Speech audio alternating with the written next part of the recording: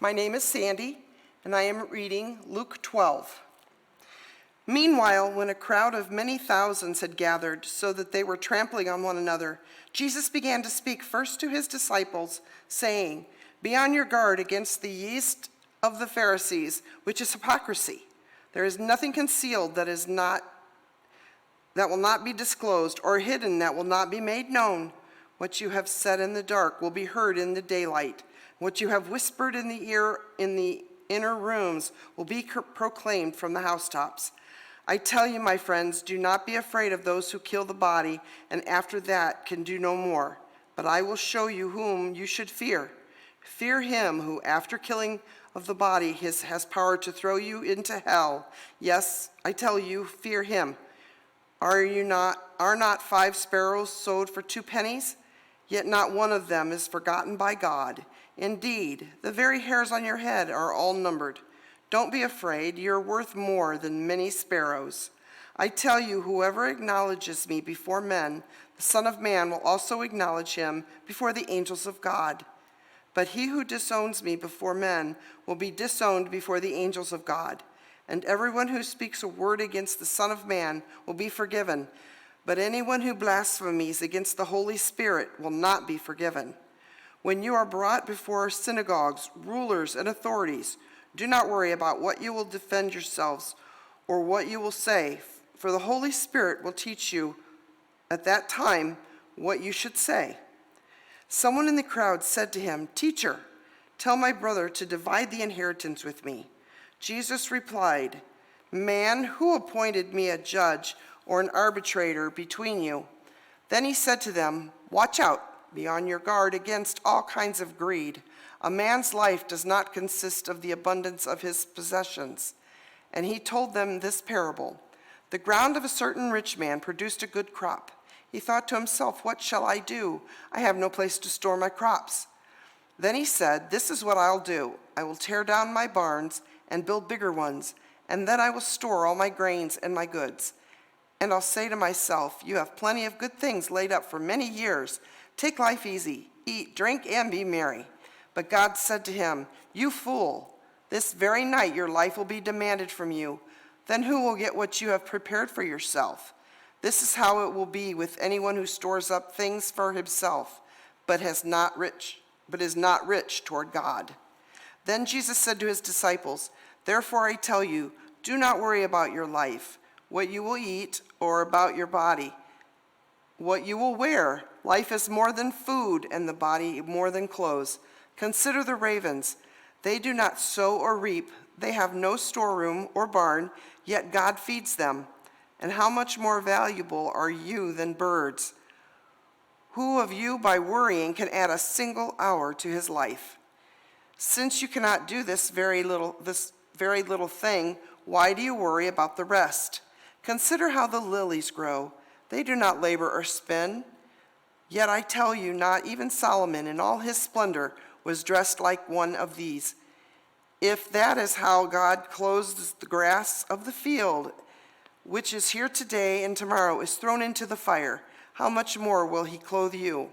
O you of little faith, and do not set your heart on what you will eat or drink. Do not worry about it, for the pagan world runs after such things, and your Father knows that you need them.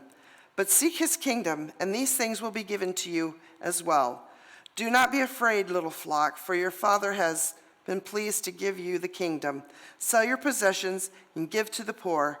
Provide purses for yourselves, what will not wear out, a treasure in heaven that will not be exhausted, where no thief comes near and no moth destroys. And where your treasure is, there your heart will be also. Be dressed, ready for service, and keep your lamps burning, like men waiting for their master to return from a wedding banquet, so that when he comes and knocks, they can immediately open the door for him. It will be good for those servants whose master finds them watching when he comes. I tell you the truth, he will be dressed himself to serve and have them recline at the table and will come and wait on them. It will be good for those servants whose master finds them ready, even if he comes on the second or third watch of the night. But understand this, if the owner of the house had known at what hour the thief was coming, he would not have let his house be broken into. You also must be ready, because the Son of Man will come at an hour when you do not expect him." Peter asked, "Lord, are you telling this parable to us or to everyone?" The Lord answered, "Who then is the faithful and wise manager, whom the master puts in charge of his servants to give them their food allowance at the proper time? It will be good for that servant whom the master finds doing it, so when he returns, I tell you the truth, he will put him in charge of all his possessions. But suppose the servant says to himself, 'My master is taking a long time in coming,' and then begins to beat the men servants and the women servants, and to eat and drink and get drunk. The master of that servant will come on a day when he does not expect him, and at an hour he is not aware of. He will cut him to pieces and assign him a place with the unbelievers. The servant that knows his master's will and does not get ready or does not do what his master wants will be beaten with many blows. But the one who does not know and does things deserving punishment will be beaten with few blows. From everyone who has been given much, much will be demanded, and from the one who has been entrusted with much, much more will be asked. I have come to bring fire on the earth, and how I wish it were already kindled. But I have a baptism to undergo, and how distressed I am until it is completed. Do you think I came to bring peace on earth? No, I tell you, but division. From now on, there will be 5 in one family divided against each other, 3 against 2, and 2 against 3. They will be divided, father against son, son against father, mother against daughter, and daughter against mother, mother-in-law against daughter-in-law, and daughter-in-law against mother-in-law." He said to the crowd, "When you see a cloud rising in the west, immediately you say, 'It's going to rain,' and it does. And when the south wind blows, you say, 'It's going to be hot,' and it is.